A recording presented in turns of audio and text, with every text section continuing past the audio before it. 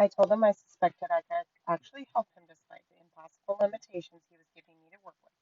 Here's the simple strategy to which Chen reluctantly agreed. He had to eat his Big Macs while the car was parked and take 20 minutes to enjoy them slowly and sensually.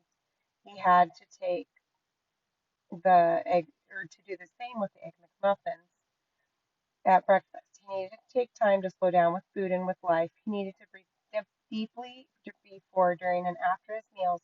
2 weeks later, Chen called me in an excited state with some wonderful news to tell. First, his digestive symptoms had disappeared, and then he said, "You really won't believe this, but I hate Big Macs. I've been eating them for 15 years and I can't even stand them. Have you ever tried to savor a Big Mac? You can't. You have to eat it fast and smother it with lots of ketchup to hide the taste."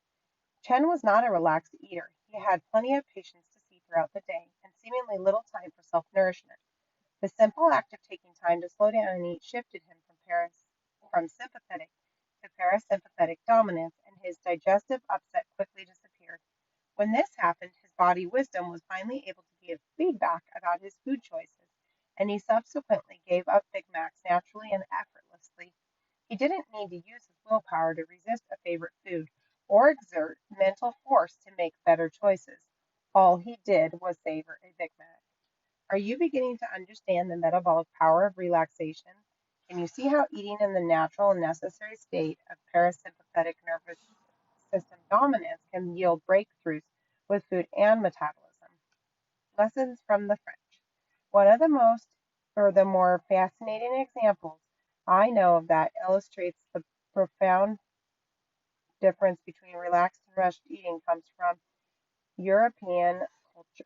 Have you been to France? Do you know how the French do it when it comes to food? When asked this question, most people who are familiar with the culture comment that the French take a few hours for lunch, they drink a generous amount of red wine with their meals, and they eat lots of cheese and high fat foods. Their portions tend to be smaller, their midday meals largest, and they're fanatic about using fresh foods and high quality ingredients. They don't exercise as much as Americans, they smoke a lot, they're thinner, and they dine and celebrate their meals, as opposed to eating and running.